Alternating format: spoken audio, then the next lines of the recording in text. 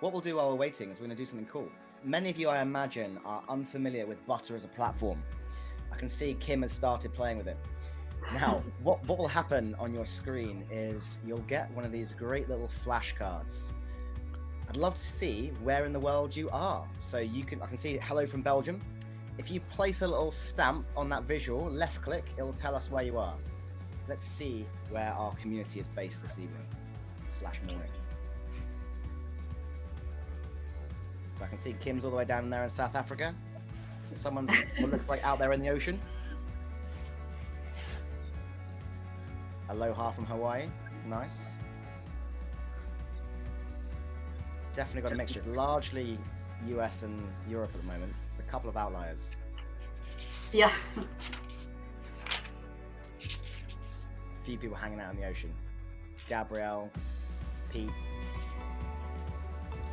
Nice. See Eddie. Recognize some familiar faces there. All right. Here's because we are, of course, humans, and it's great to learn about the human side of things. Share your perspective. What kind of person are you? Because there's always two types of people. Are you a clean, capable person, or you're messy? Oh, it's a mixture. It's a mixture. It's proving my point. There are two types of people. All right, next one. Are you cereal in first, or are you milk in first, like an absolute heathen? No judgment. No judgment. No judgment. For those brave folks that do milk in first and you're sharing, so kudos. All right. Are you a long texter, as in a single long message, or you just send several, one after the other? Okay, it's a mixture. It's a mixture. Probably erring slightly towards the multiple messages. Kit Kat like a normal person, or Kit Kat like whatever's happening on the right? I've actually never seen anyone eat a Kit Kat like that. Well, we've got Gabrielle, Vladimir, Dominique. Oh, you should see me. All right. One alarm or several alarms? Can you wake up in a single alarm, or again, it's a varied one. Nice. Bookmarks, or do you fold the page over and immediately lose my respect?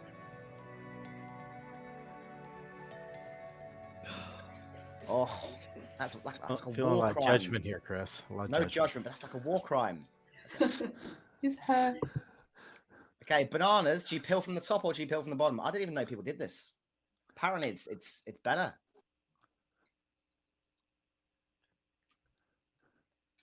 Bottom doesn't bruise It works for gorillas. It works for me. To You feel do from what the works for bottom. you. That's the important thing. You do what works for you. See, Chris, you can always learn new things. I know. Right. Do you put the ketchup, the condiment on the fries, or do you have it as a side? Or none at all?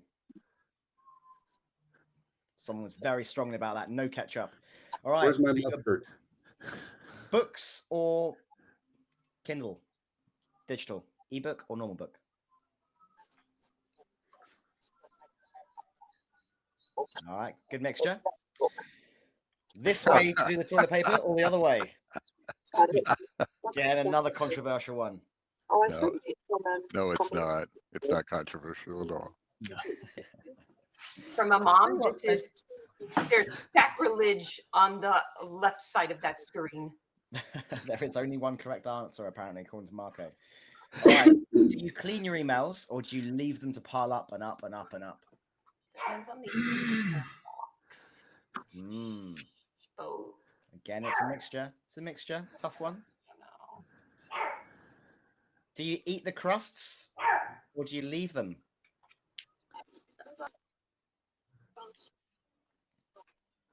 Does it count if we give the crust to our dog? I'll allow it. You're okay. Okay. All right, awesome. Okay, so you're starting to get a feel for how butter works, but one quick intro to it, because it's quite handy. An intro to butter. So You can use reactions. You can say it with emojis. Pick any, press those numbers on your keyboard, and the reactions will start to happen. These are encouraged. Give the people here some support. Firstly, kudos for turning up. Secondly, we've got a great guest in Bob Galen who's going to talk to you about the value you bring in Agile coaching. There you go. Lots of practice there. We have the ability to ask questions or signify that you have a question. So you can use 1 to say I have a comment, 2 I have a question, or 3 I have an idea. So you can use that as well. That Q icon on the left-hand side will show up there for you to choose that. You can chat, of course. Many of you are already doing so. I'm not going to teach you how chat works. You can make notes privately. So if you want to catch up and capture your thoughts, you can use the notes functionality to do so. And they are private. No one will see those. V will turn your camera on and off. Are you ready to get started? Yeah. Nice. Wake up, Bob. I'm sure Bob's awake. He looks awake to me. I don't know. I can sleep with my eyes open, so we're not All right. sure. I mentioned Bob is going to talk to us about value. Now, my question to you, to ease us into that, before you start voting, you don't know what the question is. All right. So if you struggle to determine your value as an Agile coach or an Agile practitioner, then you should be voting the struggle is real. If you've got this, you're confident in your ability to articulate your value and share the value you bring, you should be on the right-hand side. Let's see how our audience today sits. It's overwhelmingly on the left. So the struggle is very much real. I trust fully that by the end of this session, Bob will help you with that. And what I'm going to do is I'm going to hand over to a great guest, Bob Galen, who is the author of Extraordinarily Badass Agile Coaching, which there is a discount code for, by the way, for you attendees of this community. A great book. And I'm going to hand over to Bob to talk us through value in the Agile space. Now, I'm going to share my screen. Bob, you tell me when and where to move around. You got it. Yeah. So, should be on its way momentarily.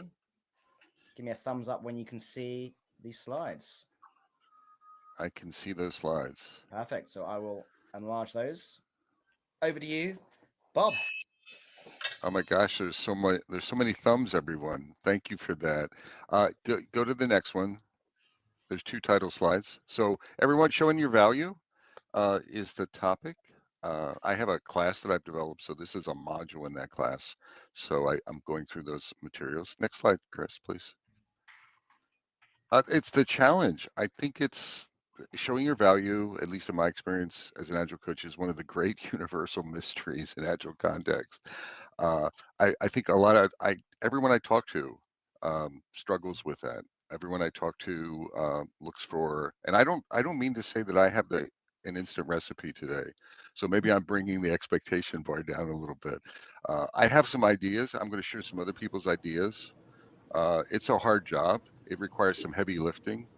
It requires some diligence, and hopefully we give you enough practice and ideas and feeling for what to do that you all start practicing. So I'm not going to be that singular recipe, but we're going to explore ideas, examples of what to measure. I have some examples that are interesting. You have to, of course, move them to the context that you're in. And then notions of determining and showing your value. I want to connect it. I want you to realize it's not just showing data to someone. You actually have to reciprocate and say, do you value me? There's a circular confirmation of, do you value me? And we'll talk about that later on.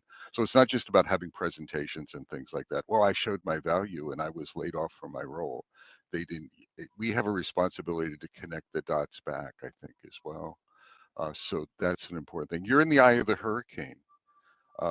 As a coach, you're in the eye. There's a lot of moving parts around that, and it's like, how do we navigate that?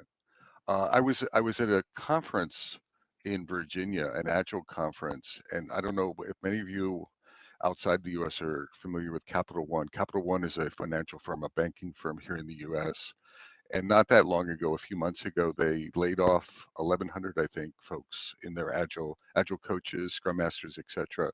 And it rippled through the U.S. I think it rippled through the Agile community in LinkedIn and things like that, because I think the party line at Capital One was that we've achieved the Agile Nirvana. We've achieved the leaders. We've achieved our Agile state. So we really don't need Agile specialization anymore. So we don't need any of those specialized titles. They literally, I think, cut people with Agile in their titles. Both inside employees and outside consultants were let go. And I was talking to someone who was let go at the conference. We were having coffee in a hallway, and he had actually been rehired back in a different role. But we were talking about what happened, and I was having a conversation with him about explaining his value, and he was like, I did a great job of that, I think. I talked to my boss a lot. My boss was incredibly, we had an incredible relationship, and my boss really valued me a lot and told me that all the time. It's like the head of coaching. So this was sort of a coaching group leader, reporting to like a domain leader. And he's like, I don't know what happened. I mean, clearly the value was there. And as I explored it with him, I'm like, but did you connect the dots? Did other leaders in the organization get your value proposition? Did you go out there and socialize your value proposition in the hallways, virtual or otherwise? And he's like, no, no, no. I trusted my boss. My boss loved me, and that was their job. Their job was to sort of portray my value. And I said, I don't know if that's true. I said, and it's not. They could be doing that, but I said, you have to own your value proposition yourself. And he's like, now that I think about it, I didn't do that at all. I was not connecting the dots myself. I was not personalizing it. I was not socializing it with other people, both in my silo, if you will, and outside of my silo. And he said, I need to do a better job of that in my new role. And he has sort of an agilist role without the title.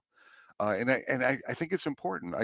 The point I'm trying to make in this talk is this is incredibly. I think this is your most important job, everyone. All right, I want you. This is you can't do your job if you don't have your job. If you're not connecting the dots on value, that's your prime directive. So let's move on and let's explore what that prime directive looks like.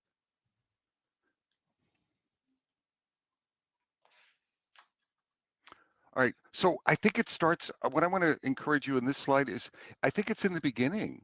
I think at the very beginning, if you're interviewing for a role, that's where you start connecting the dots on value. So in the introduction to the interviews, when you're doing, if you're an outside consultant and you're negotiating contracts, when you're sharing what Agile coaching is, I think it starts with explaining, making sure that the people that matter, that the folks paying your salary, the folks paying your contract, the folks that influence them, the leadership team, the the stakeholders that you have, the teams, your clients, making sure that they know what you do and what you don't do. Another part of this beginning is co-creating shared understanding, partnership, and goals. Right? It's not me. It's sort of shift the view from measuring me to measuring us. I'm not a value generator alone. I'm a conduit. I need to connect to you. I need to connect to teams. My value is demonstrated by not just me, but it's demonstrated of how I'm influencing and how I'm changing the organization with the organization. So there's a co-creation part to it, right? And the earlier you start communicating that and navigating that and sharing that, the better off I think you are. And don't be afraid to say no, not now. And what I mean by that is if someone comes to you and if I go to Chris and it's like, Chris, you're already coaching 6 teams. Can I give you 6 more? Can I give you 6 more? Can I give you 6 more? Can I give you 6 more? And Chris is like, yeah, give it to me. Yeah, I can take it. I can take it all on because I have a Green Bay Packers hat on, and that means I have Brett Favre in the brain, right? And it's exactly. And no, no, no, it's not. And it's not no is your middle name. I'm not communicating that. But what I'm saying is be honest, be a straight shooter, connect the dots. No, I can't do that because I'm not done with these teams, right? I have more work to do with these teams so that I can connect the dots and deliver value. So the earlier you start talking about measures and expectations and objectives and goals, and the earlier you talk about co-creation, we're in this together. I'm not in this alone, the better off you are. Next slide. A wonderful tool. I have to talk about the Agile Coaching Growth Tool just a little, a little bit. It's a wonderful tool to share with your clients, your constituents, your organization about what Agile coaching is. I think there's general confusion out there. One of the attributes of sort of value undermining is I don't know if folks really know what agile coaching is and what it is not. And having a framework, and you can use the agile coaching competency framework for that, but I like the growth wheel. And what I'm suggesting is you're not handing it out to people, but you're using it as a tool, as a conversational device very early on to talk about, hey, can I explain to you what I do? Because I don't know if everyone knows what we do. And I don't generate lines of code, right? So making sure, right, you will not see a 10 times 10 times multiplier on output just when I walk in the door, explaining what we do and what we don't do and how we do it and the impact we have. And this is that wonderful framework that you can use as a conversational device. And not just one conversation, point them to the website. Maybe in a follow-up conversation, ask them if they reviewed the wheel. And then, do you have any questions? Did you notice that it has multiple stances? Do you have any questions about which stances I'm going to be using here?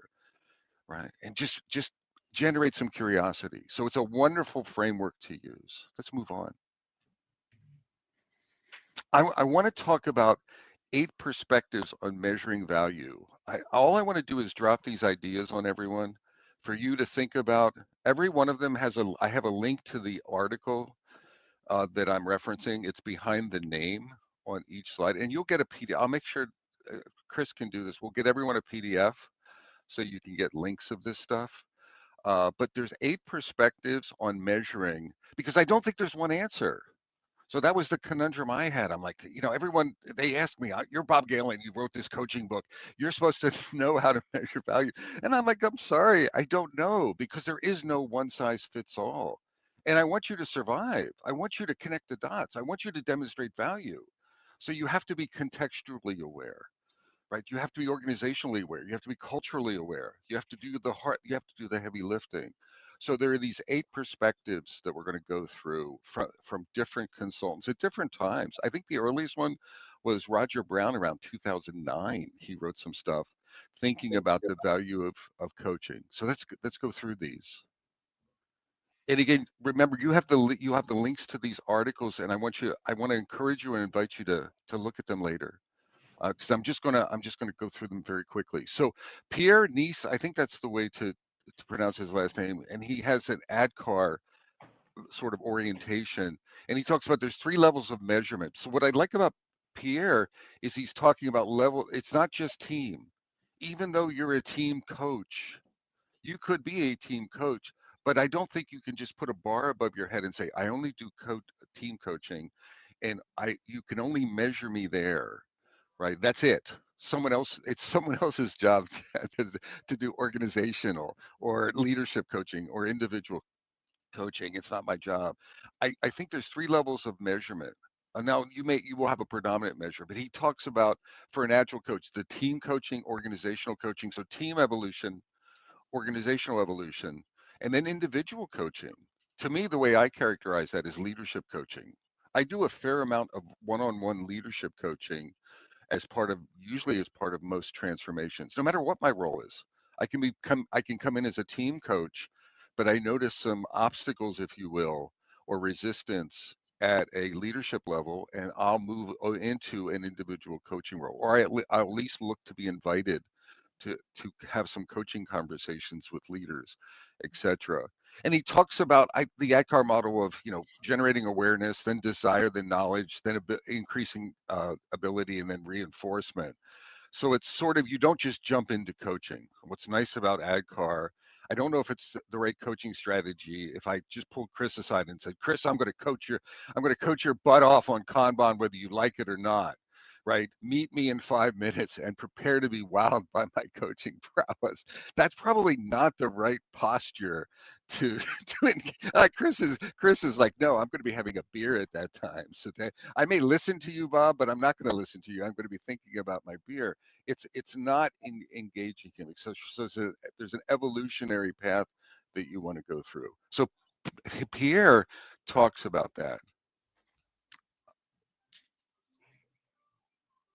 Oh, so I wanted to, I'm reading that green. An agile coach is like a football trainer. I like this, that green part at the bottom. The performance of your team measures you. And when the team fails or the organization fails, you are the first to get fired. That's the risk. That's the deal. Right. So I'm not trying to scare you, but what I'm trying to say is we are at the eye of the hurricane. So we need to be proactive. You just can't sit there and say, oh, everyone will somehow through osmosis, my value proposition will surface.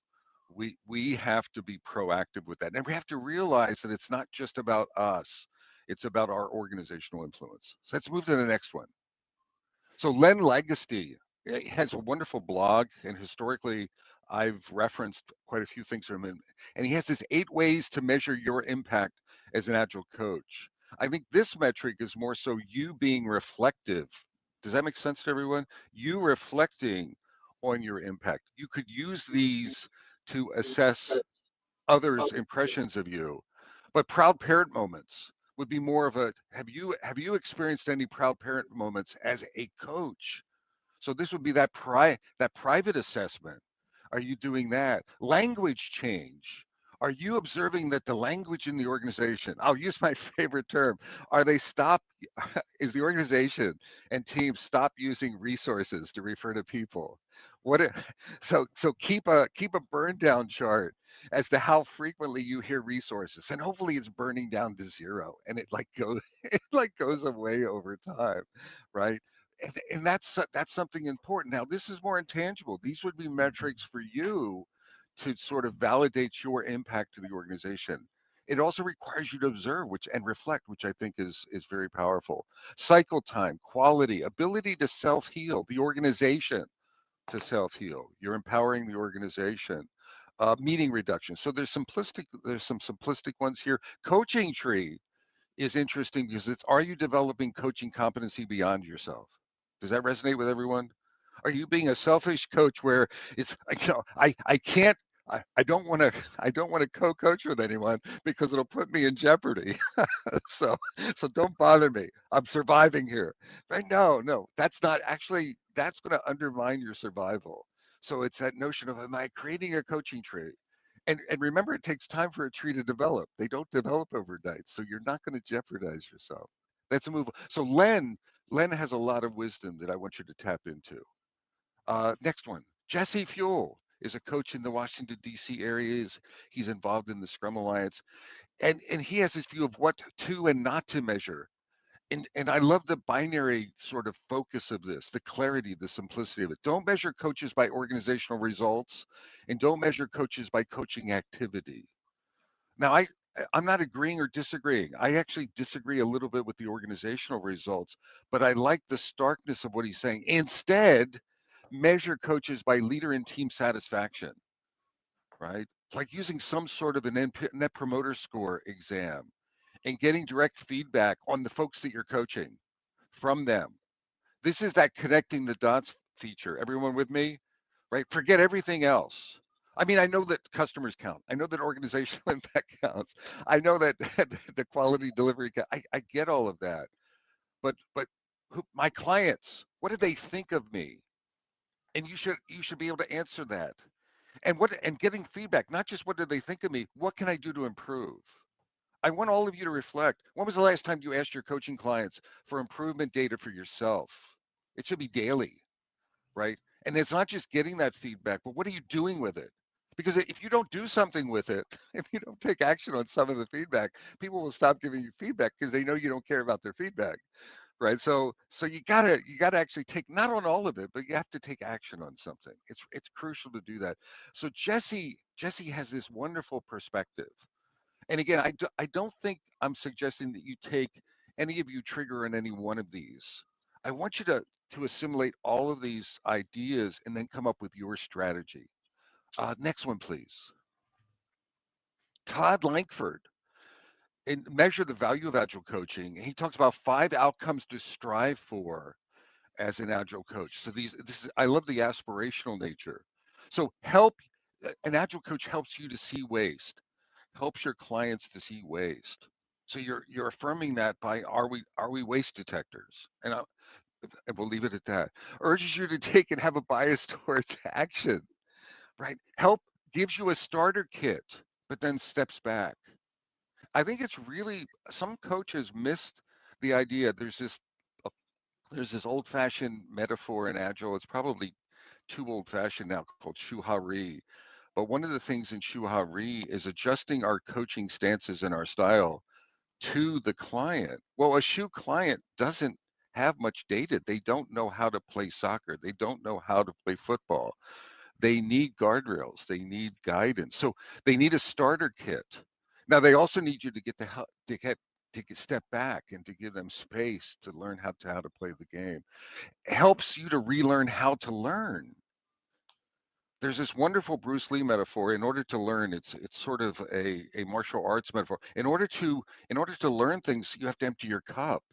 I think one of the jobs of a coach is helping an organization to unlearn in order to relearn, if that makes sense to everyone, right? So very often we focus on the learning part, and we're like dumping you're dumping information. I'm in training, right? I'm in teaching stance in the growth wheel.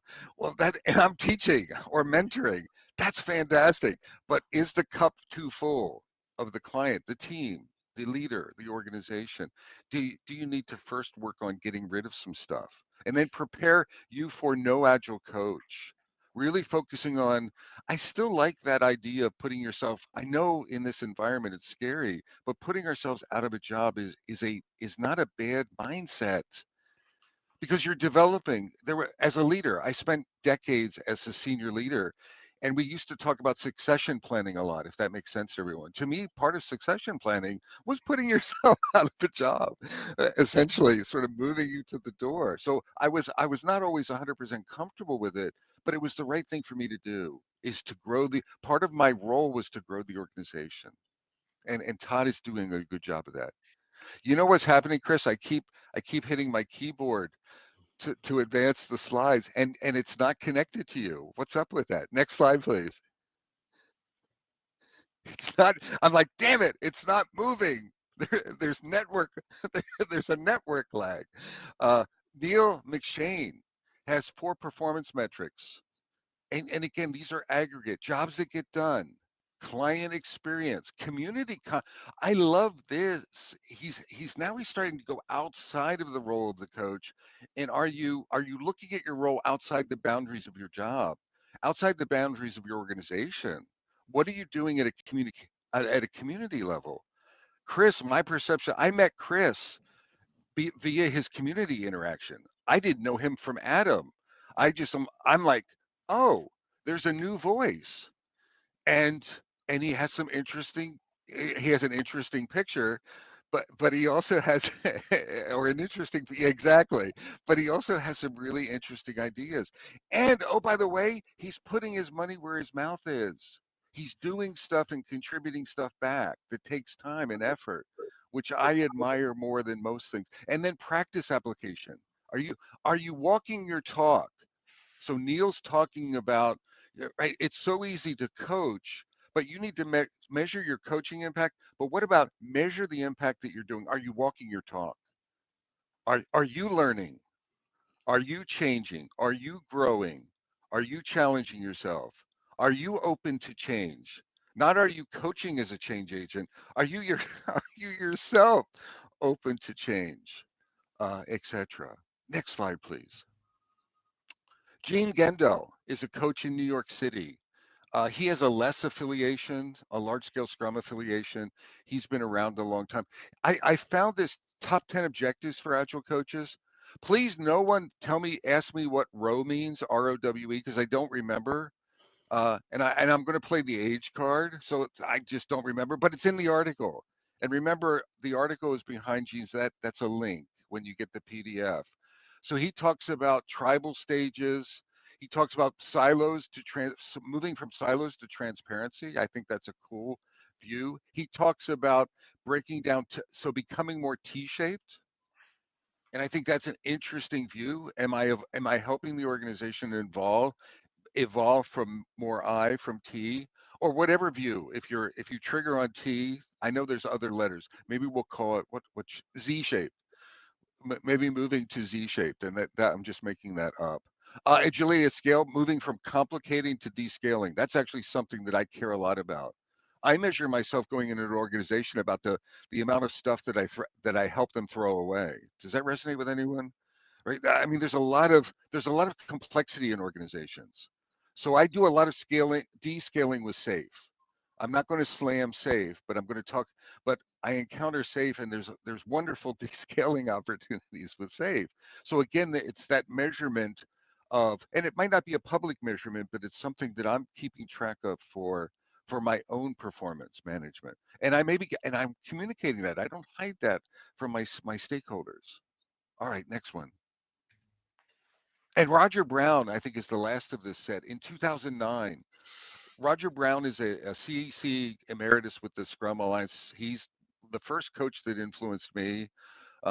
He was on a handful of coaches, probably from 20 years ago or so, have really strongly influenced me. Just a handful. And Roger's one of those. He's largely retired now. He talked about value areas or reasons to hire.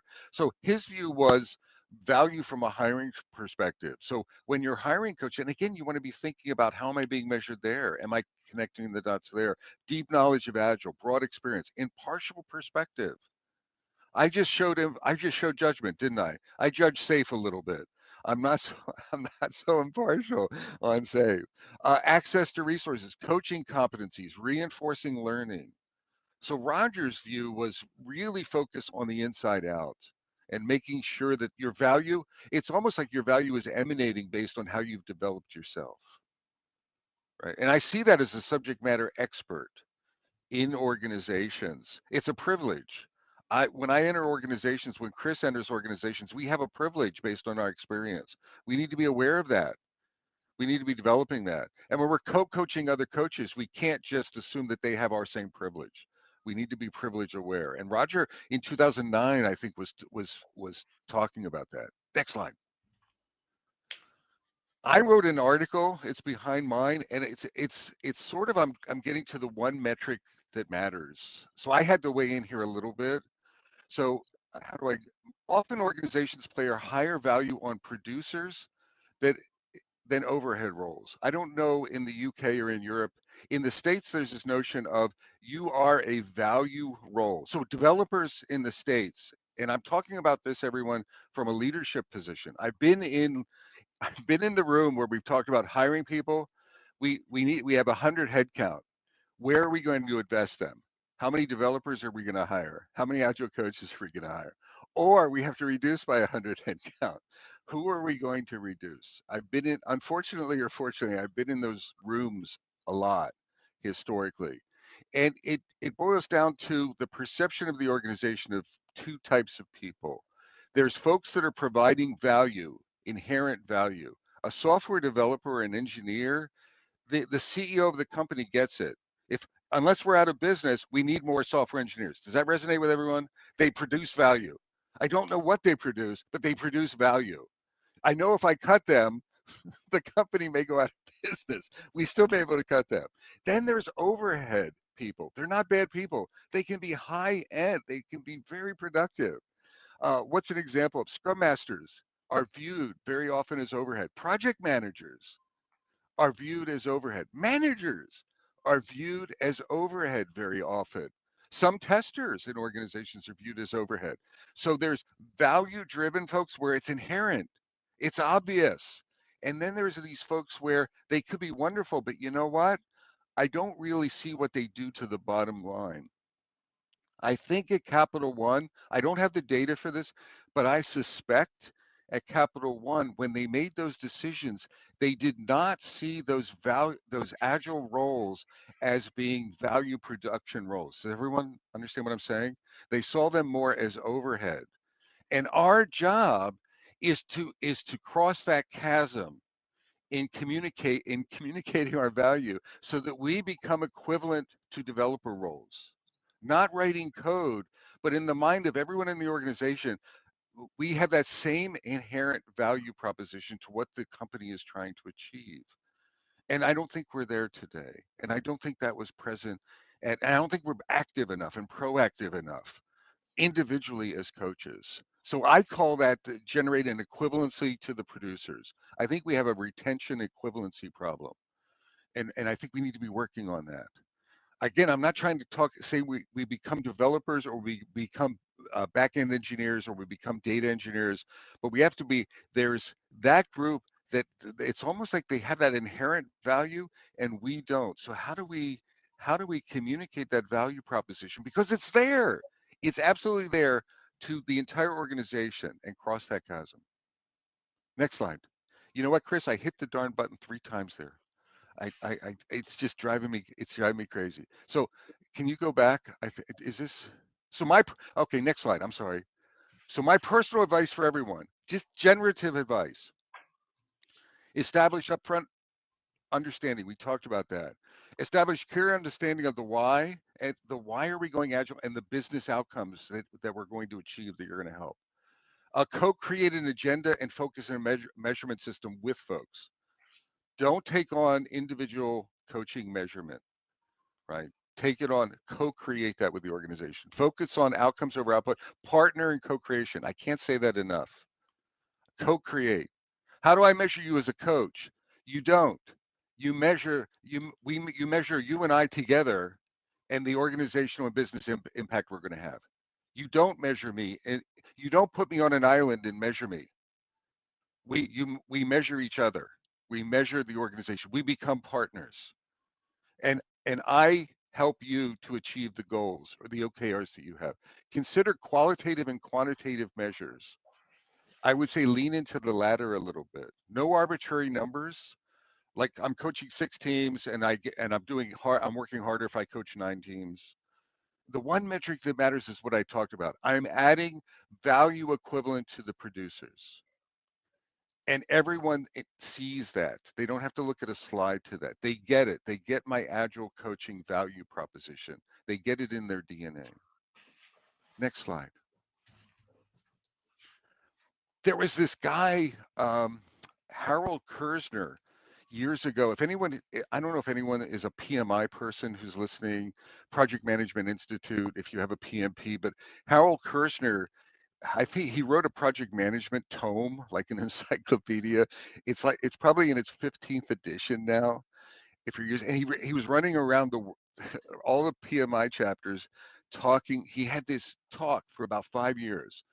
I challenged him. I'm like, when are you going to stop having that same talk? And he's like, well, it's easy, and people seem to be interested in it. And the talk title that he was giving is Project Managers, your number one challenge is that you're too soft.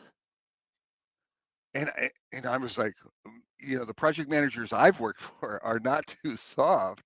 They're killing me with dates and with Gantt charts and things like. But he's like, but from a project management, they're too soft. They need to be firm. They need to be in there. They need to be micromanaging. And he went through his talk, and it was a problem from his point of view. Well, I want to transition that. Agile coaches or anyone, Scrum Masters, Agile coaches, anyone with coaching in an Agile context in your background, your number one problem is we're too humble. I don't know if I said that out loud. We're too humble. You have to stop that. Stop it now. Well, there are exceptions to that. Chris is an exception. But outside of Chris, I know Chris, I know. But outside of Chris, stop being. You're too servant oriented, servant coach, servant leader, right? We're too servant oriented. Yes, I said that. You have to become more comfortable with and adept at blowing your own horn. Everyone with me? You have to blow. Can I get more excited than it? You have to become Absolutely. adept. You have to make your personal contributions visible through the team or organization. You can't just say, look, my team is flying. Look at my team. They're at 40,000 feet. They're kicking it out of they won the soccer match, everything. And I'm right behind the team. No, yes, your team did a wonderful job. You played a part in that. Take it. You played a significant part of that. Talk about yourself. Talk about your work.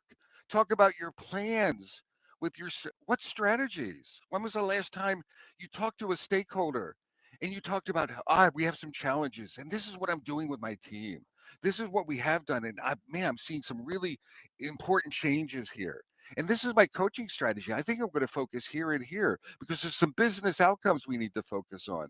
You're talking about your activity, your plans, your strategies, what you're doing, the impact. You want to create your brand. You want to create a brand. Don't, and the worst thing you can do, remember that Capital One gentleman I was talking about? Who was he relying on for that? His boss. Remember that? Don't do that. Someone else. I want you to erase that from your. Someone else is going to. Well, my will do it, or my chapter lead will do it, or my blog posts will do. No, you do it. You have to be proactive. Next one, please. Just before I do that, that's a wonderful segue. I wasn't planning to do this, but I could if the community would like it. I'm more than happy to do a session showing people how to create and market yourself, to create your brand. So just a thought while it's in my mind. If people would like that, I can do something later this year. I'm seeing, Chris, I'm seeing thumbs and hearts and fires and smiley faces. All right. Good. And Good a idea, brain. Bob. I Good don't know what a idea. brain meant. There was the gorilla guy, I think, threw a brain. I'll take that as a good brain. All right. That would be wonderful. Is that going to be public, Chris? Can I It will come? be public. It'll be part of this community. So anyone Oh, who wants fantastic. to come along, there's this little known platform called LinkedIn. I'm somewhat good at using it, so I might be able to share some advice. Very cool. So I want you to think about increasing your visibility. I think there's this metaphor of coaching from the front. I think many coaches, another way of crafting it, I think as coaches, we think about coaching from the back. And I'm not talking about training from the back of the room, but there's leadership. There's some leadership books that talk about positional leadership. I'm leading from the front. I'm leading from the side. I'm leading from the back. And I think that same metaphor applies to coaches. And my positional view very often is coaches, because of that servant humble orientation, they coach from the back. And I'm not, it's physical back, it's a metaphorical back, it's virtual back. I want you to start thinking about coaching from the front. Volunteer for organizational activity, facilitate strategy sessions, right? If a leadership team is looking to have a strategy session and they don't ask you to facilitate and you think volunteer, hey, do you need any help with anything? Safe and multi-team events, all hands activities. Look for areas where you can shine. Right? I Outside of the role, we have wonderful facilitation chops as coaches. I mean, that's sort of entry criteria for us. We have so bring that to bear. Share your domain expertise, thought leadership. Do Agile 101s, lunch and learns, right? To a leadership team. Offer, get out there. If you hear something, jump in. Don't, oh, my boss needs to tell me to do that. The head coach needs to give me permission. I mean, yes, socialize it, but jump into that. Look for increasing request areas. So how do you measure your visibility? Are you getting requests? If no one is asking, you're not doing a good enough job. If you're getting out there and socializing and building your brand, you're going to get more requests, which is cool. It's validating what you're doing. That's your success metric. So think about that. Next one. I love Jeff Bezos talks about the branding is what people say about you when you're not in the room. And so when you're talking, and Chris is going to dive into branding, but when I think of personal branding, the question is, what are your stakeholders and sponsors saying about you when you're not in the room? And if you're not feeding them anything, then they're saying nothing about you, or they're just sharing assumptions, or they don't know. There's nothing that they're saying about you. What are your coaching clients saying about you? That's why I love the metric that talked about a net promoter score, Jesse, right? Assessing your clients. What are they saying about you? And get performance. That's a wonderful way if you're doing net promoter score surveys with your coaching clients, your teams, your individuals, to ask them what can you do to get better, and then do something about it. What are your peers or guildmates saying about you? Are you helping them? Is Bob collaborative? Oh my gosh, Bob helped me. We co-coached a client, And I know it was out of bounds for him because he has other he has other teams that he's coaching. And what are organizational leaders saying about you because you're getting that broad view, right? That broad view outside. Oh, but I'm coaching these teams. That's my job. That's what I'm getting paid for. Yeah, but you're also there to influence the organization. You're also there to explain and sell your value proposition, to build your brand. So be cognizant of your brand. I actually think this is probably one of your number one responsibilities is to think you're doing your job when you're doing brand building. But think of it in that way. Next slide. So part of the measurement is shifting conversations. And I have a few conversations here. I think part of this discussion is shifting, the first part is having the conversation. I need to do a time check. Okay, not too bad. I have a little, not practice, but I have a little thought experiment that we're going to run in just a second. So I want to make sure we have some time for that. And then Chris, you need to make sure we have time if there's, I can't see, I haven't been looking at chat. If there's any Q&A. The time slot is an hour and a half, so we've got plenty, Bob. Don't worry. All right, cool. So I want you to think in terms of shifting yourself, shifting your teams, shifting this brand. So move from I want you to convert our teams to Agile Scrum. How should I measure your success? To why do you want to move to Agile Scrum? What would be indicators of that success? And let's co-create a strategy for both of us to get you there. Everyone see that shift, right? Don't just walk away from that. Don't just walk away from, oh, okay, I got that. Right. The next shift, my data team isn't performing. I need you to coach them to high performance. Cool. I really like, fantastic. What an opportunity. Shift it from that conversation to what have you communicated so far to the data team? What does their high performance look like to you? And how can I help you get them there? Did everyone notice that shift? Right? I'm not taking the performance improvement. Very often as coaches, we take the role away from leaders or they give it. Actually, we don't take it. We accept we accept this delegation of role. My team's performance sucks. Here, go fix this for me, right? Yes, I can help you with that.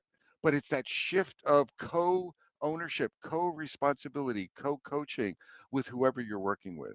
If I hire you, you'll have to coach 20 teams and get them operated in an agile fashion in 3 months. What would be the shift? First, I'm fairly sure I can't coach 20 teams at the same time, and it's unclear to me if 3 months is sufficient to meet your ambiguous, maybe I'm being snarky here, agile fashion goal. Let's work on defining a strategy together, right? And I'm not abdicating. I want to work. I want to do everything to better understand goals. And then I don't see your teams improving quickly enough. Can I get you, this is coaching feedback for me. Can I get you to commit to a 1-month program of improvement? Maybe. So no, but we can explore a plan where we work together to find the goals and partner to help your teams improve. Right. So I'm trying to shift it from individual measurement to team-based measurement and outcomes. Everyone with me? Again, there's nuance there. I don't want to shy away so that I need to have skin in the game as a coach, but I can't take the entire responsibility. And those are just some examples of shifting that conversation. And remember, I was talking about the probably the best place to, an important place to start is at the beginning of anything. When you're entering the organization, when you're entering a new team, when you're shifting from one role to another. All right, let's move on. So I don't think I need this one. What we could do, but we're not going to break out into breakout rooms, but we could do role playing practice. But what I've noticed when I do virtual role plays, it's like a sinking ship. And when all of the rodents leave a sinking ship, because no one likes doing role plays. So there's an option here in some of these conversations to do a role play. I would I would invite you, you could do that with your colleagues at your company in another meetup group or something like that. So some of these conversations could be, you could actually role play them and get a lot of traction and a lot of nimbleness in how do you sell yourself. So back to what Chris was saying, it's setting your brand, but I think there's like conversational practice that you can have, scenario based or situational awareness. So we're going to skip over this. We're not going to do breakouts, but I want to get into chat and see how people would react. I'm looking for ideas, strategies. So let's go to the next slide. So let me pick one. Actually, Chris, out of those, real quickly, pick one of those three scenarios. And all we're going to do is ask people to give us some reactions and comments about how they would attack it. Let's have Which the one? last one. The last one. The CTO is last in line for interviewing for you as an agile delivery lead coach role. So far, the interviews have gone well, and the feedback from HR is that you've got the job. The CTO shares that your focus is to transform the entire company to agile ways of working in 12 months, and they've got an OKR around it, and you're the key resource person to do it. They then ask you for your plan and whether you can do it in 9 months instead. All right. That's the So example. everyone, I'm looking for comments. And again, you don't have to give us a paragraph, but just some quick blurby reactions. Do this. Don't do this. Try this. I might attack it this way. I would start the conversation this way. I would close the conversation this way. Think of a conversation arc. Everyone, all coaches out there, that coaching arc. You could apply the arc and say, in the opening moves, I might try this. In the middle game, I might try this. In the end game, I might try this. I declined Bob in Kansas. I declined the offer. So short and sweet and to the point. To do a small experiment. The experiment word. We're rats. I thought we were pigs or chickens. Pete, I know. So everyone else, the experiment play is a really valid play there. What are you trying to achieve? Key goals, Guillaume. Exactly. You might drill into that, Guillaume. Right? Let's get specific. And if they're looking at sort of outputs, you might even have an opportunity to switch them conversationally to outcomes. What would we observe? What are you willing to change? I love that. So instead of the direction of that question was all towards me, everyone with me? It was all unidirectional. What are you going to do? Bob, give me 9 months. Right. And if I said yes to 9 months, they were probably going to negotiate. They were going to hit me with 6 months. So that's that partnership shift that we could do. Chandini, that why. I would be careful. Sometimes the why is off-putting. I think you want to. I'm not pushing back on that, but I think in our agile community, we've almost we overuse the why sometimes, the why exploration. So it can be appropriate, but be careful. It's don't overuse the why. And an example of that is the 5 whys. I've seen folks right like by the third why, you're out the door. So you want to be careful and thoughtful.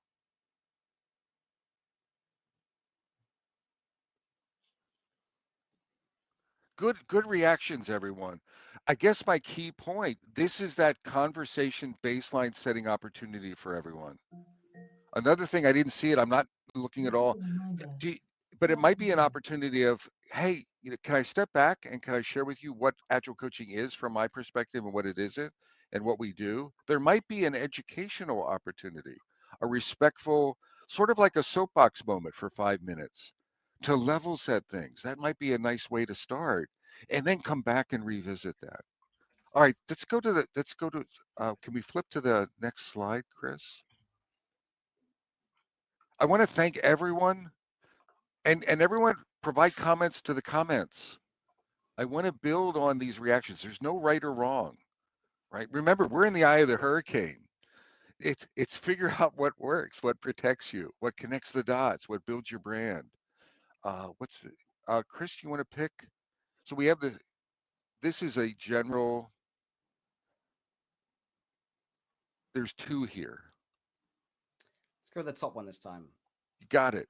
You did such a wonderful So, job of. The CEO has asked you to do a presentation around progress that the Agile transformation team has made in the past 6 months. In a slightly tongue-in-cheek comment, he mentions that the run rate for transformation coaches and supporting staff is too high. And he's looking for 1, return on investment, and 2, a plan for completion of the transformation. What and how do you react when face to face? And what would be the critical things you might focus on in your presentation strategy? So everyone, I'm looking for 2 things: face-to-face conversational comment snippets, and then strategy items, what to cover, what not to cover in a presentation. And you can interleave those in the comments. So maybe you have a C, lead with a letter C for conversation, and a letter P, lead for presentation dynamic strategy elements. Kim, set up a leadership session to co-create the plan. So Kim, almost put that default, right? The default. Anytime we can co-create, like lean and everyone co-create. I'm really saying what another synonym: partnership. Everyone, anytime we can partner is a win. We want to be the consummate partners. How are you being measured? What would it look like? A little bit more data. It sounds like the CEO has not been before, right? Collaborate on vision alignment. David Rico, I think I like that. And maybe there's an opportunity. Very often there's an opportunity for another, like a pre-event or a pre-activity that we could do. I'm not doing a great job of keeping up with the comments. Chris, why don't you react to a few that you see? More comments. Any that you think that get you Give me a moment. energized? I'll jump back in. Yes. So Oh my. again, I love the word around collaboration. Anything you can do, as you alluded to partner. We've got Mr. Bancroft Connors, who I saw back in Portland just a week and a half ago, talking about having if you didn't already have it, some acceptance criteria or something that tells you when the transformation is done. And if you've already got that, that's a bit of a problem, because the transformation to me is not really done. I tend to think of it more as evolution than transformation. So cheers for that, Joel. And we've got Infinity Mirror. Apologies. Just while I'm looking at some of these comments. There was an office space. So I want to take a step. One of my favorite, or one of my most useful coaching meta skills is playfulness. And it can be effective in these types of conversations. You don't want to be excessive in your playfulness, but being intentionally playful, bringing up jokes, having humor, having self-deprecating humor. I don't know if coaches really use that to proper effect, and you have to become comfortable with it and create your own. But maybe offering to show a segment from Office Space. Do you have 5 minutes that I can actually, or can I remind you about that in a playful way? And what you're doing, you're sort of de-stress the environment, and it gives you an opportunity to redirect. So what I'm offering to everyone is I found that being playful in your conversations, it, independent of the level that you're communicating to the CEO and to the team, it might be a real way to sort of amp down the emotion or amp down the intensity, and then set a space for partnership, for collaboration. And Stormy said something, plus it's fun. Absolutely. If we're going to be in the eye of if we're in the eye of the hurricane, let's have a little fun in there, because the hurricane's going to hit us in a few minutes anyway. Again, Shelley, that resonated with folks. Let's do one more, and then we could have reactions and questions. Exactly, Chris. Exactly. All right, this time, what do we got? I think this is one thing. So this is a thought experiment. So you're an Agile coach in an Agile transformation initiative leveraging SAFe. So you have these events. So what I'm trying to get folks to think about is, I want you to look for value, transparency opportunities in the events that are going on in your organization. Does that make sense? And every organization has different stuff going on. And how do you leverage them, not to your team's, yes, to your team's advantage, yes, to the org, but to yours also. Remember, we're being selfish. How do I leverage them to my benefit as well? So on a weekly basis, you have a one-on-one with the CTO. On a 2-week basis, your RTEs and you leverage the system demo. On a 2-week basis, the entire leadership team has a staff status meeting, and you're invited to it, but you never talked, right? You've never really said you've held up a post-it note every once in a while, but that's about all you've done. And not that there's anything wrong with that. No, no, no judgment. But how do you leverage these events? What sorts of things should you be sharing? So what I'm looking for is ideas uh, on this scenario or on scenarios that you have. How can you look at the landscape and activate it as an information radiator to your benefit, to a value-based information radiator to your benefit? Any ideas in chat?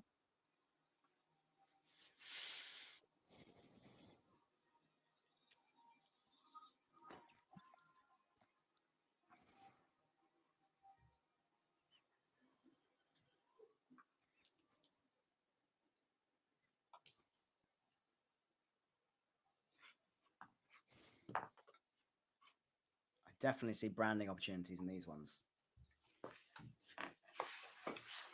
Nawaz, I love it. Co-creating whatever the artifacts are.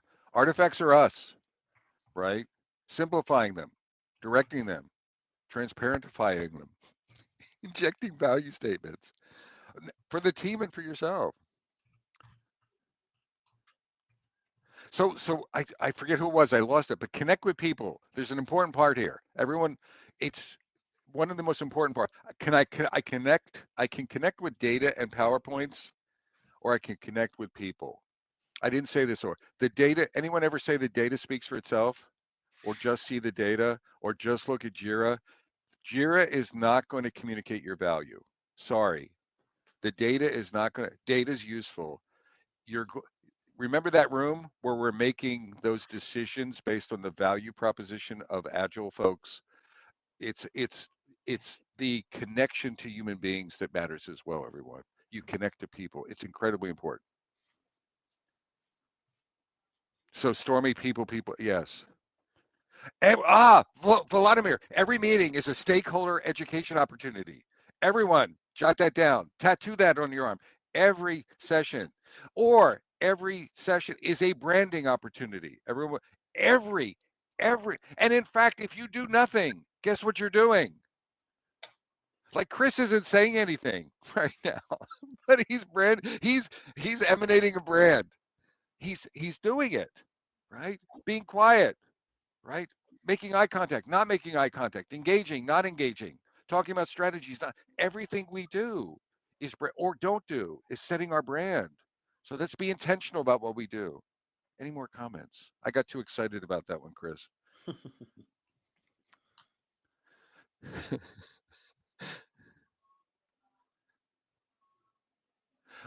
Eric, one-on-ones. So it's again 360. It's the environment. It's the team. It's everyone that you're interacting with. Get feedback from them. I would buy that. Science can be misquoted, but it does get interpreted. Can't be misquoted, but it does. I would agree. A Pixar brain trust meeting. Anything else? So really, I think I think the next slide is really the end. And we can wrap it. Yeah, we have extra time. There could be some questions, interactions, or whatever. I think where I want to land things, everyone. And now I'm taking off my playful hat and my energized hat. And I want to this is the most important job you have as a coach is this notion of connecting your value to the entire organization and constituency of the folks that you touch. And it's incredibly important. And right now, the reason I'm giving this talk, the reason I'm passionate about it, is with all due respect, I think we all suck at it, right? We don't do a good job of it, and it's not just people deciding to lay us off. We're a part of that. It's not just pointy-headed leaders who are making bad decisions or they don't understand Agile value. It's also we're not doing our part to connect our value. And I just want to encourage you all to step into that. We have to do a better job of emanating our value proposition to the organization and crossing that chasm that I talked about. The sad part is we're providing the value. The sad part is we're providing it, we're just not connecting it and communicating it, right? It's there. It's there. We're just not, it's really, we're not showing it, right? We're not showing it. So let's do that. So hopefully I've inspired you to do that. And I'd love to see Chris's follow-up session for like tactical things to do. But it really is. But don't wait for that. I want you to make some fundamental shifts tomorrow, today.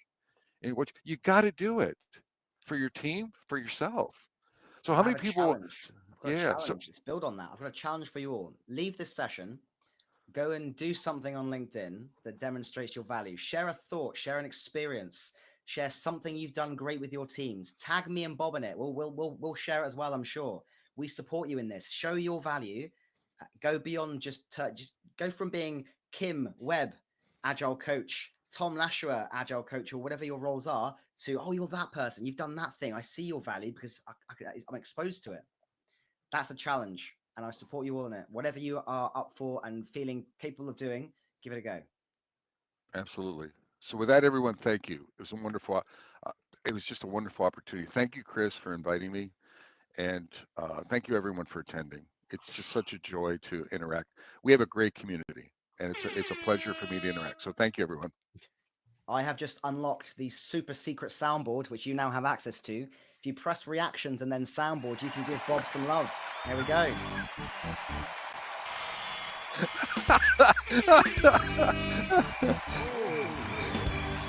we go. I turn those off during the talks because it can get a bit disruptive if someone's feeling disruptive. But amazing work. Thank you for sharing with us, Bob. Really appreciate it. Great way to understand its value, and I very much appreciate how much of it is customized to the context you're facing. It is not a one-size-fits-all. Yep. Continuously experiment, learn, co-create, do all those things. Do we have any questions for Bob before we start to wrap things up and get some feedback from your folks on this experience? So, Bobby, do you have another book coming out? No, I'm booked out. So there may be one right now. I've done my so there may be one, and it may change, but right now I'm sort of booked out.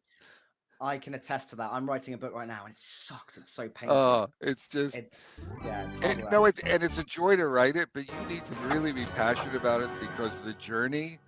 So I think everyone underestimates the amount of effort and just time, everything that it takes to actually not just write it, but but get it out into the world is a lot of work. But good question.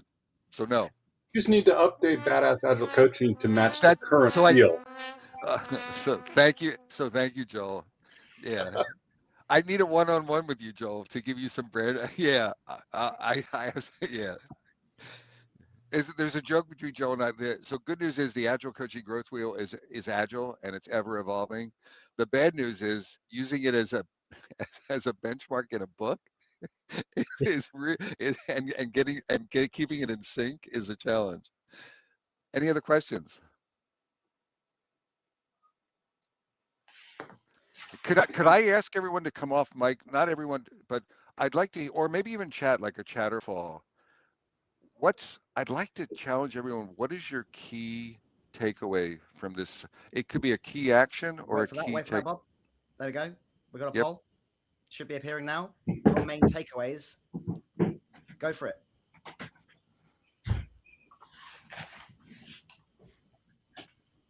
Key takeaway. Has that appeared for people? Your main takeaways. It should be a word cloud that starts to appear. There we go. Brand, marketing, leads, sell.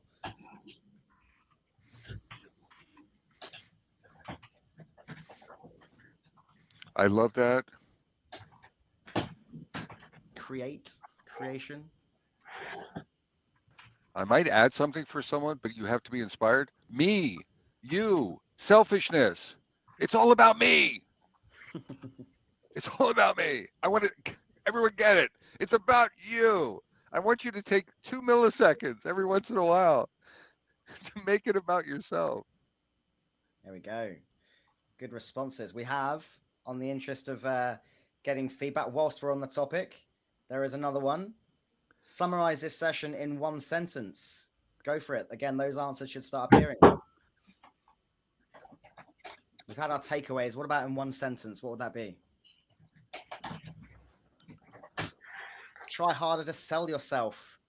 Sounds somewhat, but in the right way. In the right way. Build value together. Make your personal contributions visible. Coach from the front. Stop being humble. It's all about me. Empowering. Bob is a badass agile coach. You are responsible for your own destiny. Woo! Yes. Oh, I got too excited. I need to Learning calm never down. stops. Coach them all as if they're Pokemon. Yeah, all sorts. And again, you can vote for these ones. If any of these particularly resonate for you, feel free to click the upvote button. It should appear. Little thumbs up icons. Nice. All right. Now, anything you'd like more of in a future session? We're all about feedback here. You know me, I like retrospectives and continuous improvement.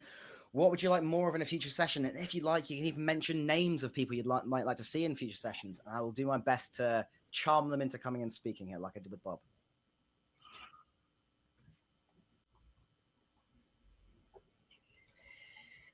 You'd like more brands, okay? I'll deliver that talk on branding. I can do that. Someone wants fuel. Is that Joel? Yeah, that's Jesse. Hang on, it's filtering out the filler words. Hang on, I'll take those out. People want more Bob, apparently. Storytelling, perspectives. Yeah, someone wants Jesse. Someone wants Lisa, I can see. There is a mystery Jeff someone wants. You can let me know which person that is. That'd be great. There's a few Jeffs out there. Nice. All right. Great feedback, folks. Now, one very quick thing. I wouldn't be able to run these meetups without the help of some of our sponsors. So Butter is actually one of our sponsors. If you have enjoyed using this tool, it's a great alternative to Zoom. It's very powerful. Let me know, and I've got a 30% discount code off the first 3 months of your subscription. So it's one of my favorite tools, and I very much support them. They were created during the pandemic. They've really embraced design thinking to create an experience that's designed for facilitators by facilitators. And it brings all of the tools you might need to facilitate trainings, workshops, and collaboration inside one platform rather than having to go out to, Menti for one thing and Miro for another thing. And it's all just central inside. So if you've enjoyed that, let me know. Agile Testing Days is our conference sponsor. So again, I've got discounts available to you for their conferences this year, including Agile Open Air, which is in a few weeks' time if you're based over in Europe, and Agile Testing Days in Potsdam, Germany later in the year as well. So do let me know about those. And last of all, I deliver training over several months as part of the Agile Master Institutes. And if you would like to train with me and learn how to not be very mechanical about Agile, but to have fun whilst you do so and bring great outcomes to those you work with, to learn over a long term, then there's a discount code there for anyone who wants to join. My next session starts in about 3 weeks' time. You can join me in over 6 months. We have a maximum of 12 people in those cohorts. So reach out to me for those. Fred, something you want to add? Yeah, people in the chat are asking, how do they get links to these? Where are they going to be, Chris?